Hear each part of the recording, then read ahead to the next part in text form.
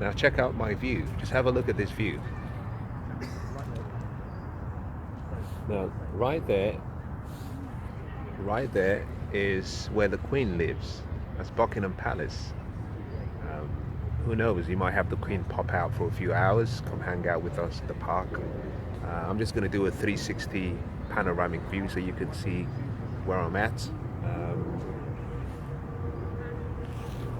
Over there, you can see the swans hanging out by the pond. And this is just the park. This is a section. This is just a section of St James's Park in London, central London. And I just wanted to say a few words to perhaps those of you who are kind of going through what I'm going through right now. A number of days ago, I got really saddened. Got saddened by the fact that I was putting out so much activity. I was putting out so much work, so much hustle, and I couldn't see the return. I couldn't see the benefits of all of my efforts. And I went into a few minutes of just being very down in spirits. And I want to share with you what got me through. I'm being very honest, very open. I got to a point where I felt that perhaps what I was doing wasn't good enough. Unfortunately, part of that mindset has a lot to do with the almost the current state of affairs and how we live today. We live in an instant gratification world now. We want results immediately. And I decided to just sit quietly and just do nothing, not think, which in itself was very difficult. And as I steeled my mind, as I allowed my mind to stay calm, a thought came into my heart. And the thought said to me that everything in life has a season. Now that thought obviously comes from something I've read. The wise man in Solomon says that there's a season for everything under the sun. There's a time to sow and there's a time to reap. And that gave me some comfort. You see, there are laws that govern the world. The universe is operated by laws. The laws of the universe are perfect and they are precise and they guarantee the promise. It cannot fail. Sometimes, because we cannot see things that are happening outside the realm of what our eyes can see, we assume that nothing is working. And as I sat there quietly, I realized that not only is there a season for everything and a time for everything under the sun, but there is a law called the law of cause and effect. The law of cause and effect is also called the law of laws. It's called the law of iron destiny. Some people refer to it as the law of sowing and reaping. The law simply says that what you reap is always a product of what you sow. In other words, if you don't like what you're getting in life, then you don't go changing the effects. You change the cause, and the cause comes from what's within you. Now, as I sat there, I became a little bit more comfortable, that I wasn't going crazy in my thinking. It then dawned on me that I was in the sowing season. And that's what I want to say to some of you who are watching this. You might be in the sowing season of your life. There are two seasons. There is the sowing season and there is the reaping season. We are responsible for sowing the seed. We're like farmers. The way everything is set up is the universe says, we have a deal. Your responsibility is sow the seed. My responsibility the universe, is to create the harvest. So always remember this. You play a part. You sow your seed. In due time, the harvest will come. Now, I want to make you a promise. The season of harvest will come. However, the timing of the season is not up to you. Now, this is what really got me through that difficult experience. The timing of the season is not up to you.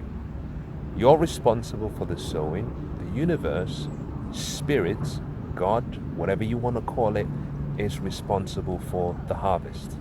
However, you must recognize that there is a season to sow and there is a season to reap, but you cannot do both activities in the same season or at the same time. A farmer has to plant the seed, nurture the ground, cater for the ground, and then wait. With time, in due season, eventually, the seed will create a harvest. Now, we understand that process when we're dealing with things such as farming. We understand that process when we're dealing with things such as creating life. A mother incubates a baby. It takes 9 months. After 9 months, she produces life. But you have to wait for the full period to run its course. Now, we get it, but one of the things we struggle with is in our personal lives, in our business life, we don't understand that the same laws that govern the universe also applies to us. So your ideas, your desires, your goals, your dreams are simply seed. The thoughts you have that you've acted on are seed. You have to just plant the seed. Now, by planting the seed, I'm not talking about you wishing, because wishing is not planting the seed. That's not planting the seed. By planting the seed, I'm talking about create in your mind an image of what you want. Create a picture of what you want. Get emotionally involved with that picture. What does that mean? Start to see yourself as having achieved that dream. What would your life be like? Who would you spend time with? How would you feel? What would you be sharing with other people? So create the picture of what you want, and then start emotionally creating feelings. Imagine yourself in a screen room, in a theater, and there's just one chair there, and it's for you. And there comes on the screen your future, with you in the future, exactly how you painted that picture in your mind. You're experiencing all of what you wanted. Now, the question is, for example, if one of your dreams is to get a job, you want your ideal job. Okay, if you have the job, how would you feel? What would you do? How would you dress? How would you speak? Where would you travel to and from work? Who would you have to become to be worthy of having that dream? The key is start acting like that person right now. That is how you put that seed in the soil. Now, once the seed is in the soil, you need 3 things. Number 1, you need belief. Belief is simply you having a conviction in your heart that your dream will come to pass. You need faith. Faith is really you seeing the unseen, meaning the substance of things that you hope for in your heart and the evidence of things unseen. Now, how does it become substance and evidence? Well, it becomes substance by your goals in written form. It becomes evidence in that you can see it in your mind and you're acting on that. Number 3, you need expectation. You see, expectation completes the blessing. By thoughts, what you want is created. By feeling, it's sent to you. By action, you receive it. Now that brings me to the 4th part of what I'm going to say, is you now need to take action. Act as though it were impossible to fail. In a way, act as though what you desire, what you want is here already. Act like the person you want to be. Start acting like the person you want to be. Start doing what you should be doing in 10 years. Now, someone once said this. He was asked how he became very wealthy. And he said, every day I sat down and I asked myself a simple question. How will my business be operating in 10 years? And he said, I simply made a decision to start doing today what I should be doing in 10 years. In other words, he created a picture of what his business would be. He got emotionally involved with that. That emotion created a feeling. That feeling was expressed through action. And as a result of that, he had results that were reflective of what he should have been experiencing in 10 years. Now, why am I explaining all of this? When you've planted your seed, when you've worked with expectation and faith and hope, you can't automatically expect that your dream will be fulfilled immediately. It doesn't work that way. It doesn't work that way. Why?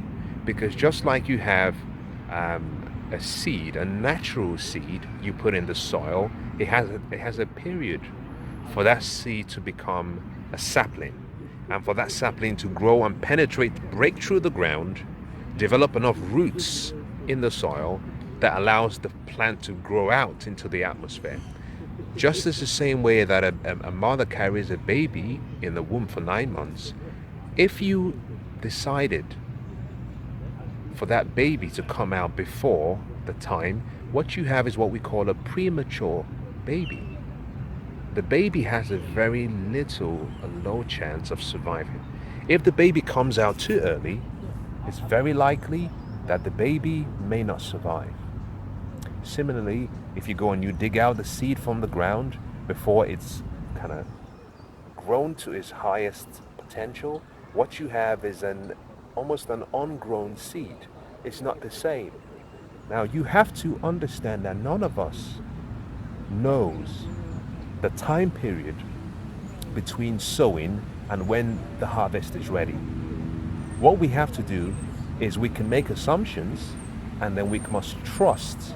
So when we make assumptions, we must allow our assumptions to be overridden by the trust that should the timing we've set for ourselves, should it not come to pass, we must trust that something greater than our ability, in other words, superconsciousness, spirit, God, whatever you want to call it, understands the best time for us to have the harvest. Now, what many people do is they put a seed in the ground, they wait for a few months and it doesn't come true, and they walk away and they say, well, the grass is greener on the other side. Now, my philosophy about life is simply this. The grass is just green. It's just grass. So most people plant a seed, they don't see results, they move to the next part of the park. Just imagine you walk into another part of the park, they plant another seed, they wait for 2 weeks, they don't see results, they move again. Because they don't understand that there is a season to sow and there is a season to reap. And both seasons are separated by a time. Now, what you do in between both seasons determines how well you become a harvester. Now, this is what the great book says. It says that the harvest is plenty, but the workmen are few. Why? Many people have planted seeds and walked away from their seeds. And when the harvest is ready, someone else is there to reap it. In some cases, there is no one available to reap it. Now, let me try and conclude what I'm sharing with you with a story. In the Far East, there is something called the Chinese bamboo tree. It's a really unique and remarkable tree, and it's a tree that shows you in a very simple way the natural laws of life. When you plant the seed in the soil, nothing happens. At the end of 1 year, nothing happens. The seed doesn't grow. You don't see anything. At the end of year 2, nothing happens. Year 3, nothing happens. Year 4, nothing happens. However, in the 5th year, within a space of 5 weeks, that same seed that didn't grow for 4 years begins to grow. And within something as short as 5 weeks, that seed grows by more than 90 feet tall. Now here is the question. Did that seed grow in 5 weeks? Or did that seed grow in 5 years? Now you see, for many of us, we think that the seed grew in 5 weeks, but it didn't. It started 5 years before time. And the problem is, many people, they plant, they wait for 1 year, they wait for 2 years, they look across and they see someone else's tree growing, they get up and they leave and they find somewhere else. If you want to be successful, you've got to understand the power of patience. You have to understand the power of patience, but patience is only complete with persistence, with focus, with determination, and consistent, never-ending growth and improvement. What does that simply mean? It simply means that once you planted the seed, you have a responsibility. You care for the ground, you expect good things to happen, you nurture, you protect. Those are your responsibilities. Your responsibility is not to create the harvest. Leave that to a force, a power, much greater than you and much greater than me. One thing I can promise you is this: there is a season to sow and there is a season to reap. But you cannot do both at the same time or in the same season. Now let me conclude with a statement. Unlike soil, whereby if you put a seed in the ground, you're expected to get a harvest from the soil, the same position or location. The same principle doesn't apply with you and I. If a husband puts a seed in his wife, in 9 months he expects life.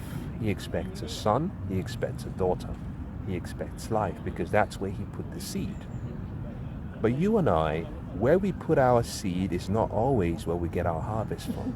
Now, for some of you, you may understand this. For some of you, you may not. I hope everyone gets it.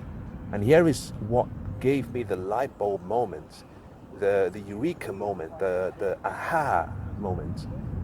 When I was going through this challenging experience, I was thinking like a farmer. I was thinking using the natural, what I call understanding. But you have to think with a greater understanding. See, I was thinking that I had put in all this work and I was expecting a return from that same place. No. The source of the supply will not always come from the same location. I'll say that again. Where you sow is not always where you reap. The harvest is guaranteed, but the location of the harvest is not dependent on where you sowed the seed. In other words, you can love someone, for example. You can put in your best into a relationship. You can be patient, you could be consistent, you could be honest, you could be really, really exceptional, and you get treated very badly. You might say the law doesn't work because I gave my best. I loved my best, and all they had to do was love me back.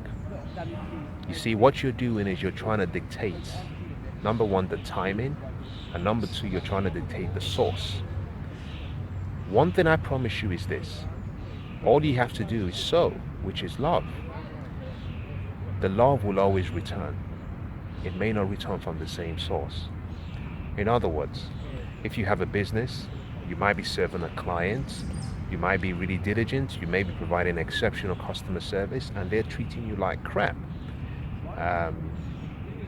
The return, your harvest, doesn't always have to come from the same soil. All you have to do is put out the seed, and in due course, infinite intelligence, spirits, God will decide where the harvest will come from. But the harvest will come. It's it's as it's almost infallible. The harvest will come. So be rest assured, for those of you who are going through a challenging experience, and perhaps you can't see the light at the end of the tunnel, one thing I can promise you is this: just keep going. Stay focused. There's a word called persistence. Persistence is the key to all successful people. Why? Because you will go through challenging times. You will go through times when you even doubt yourself. But your ability to hold on to an idea, stay focused, stay in tune with that vision you have, and do not waver in your faith or your activities in terms of action, but stay persistent and do what is needed. In due course, you will succeed. I can promise you that. Now, I know for a fact that the law of gravity works within the Earth's gravitational pull. I understand that. Now, the law of gravity is like any other law of the universe, and therefore I know for a fact that the law of cause and effect, the law of sowing and reaping, is guaranteed.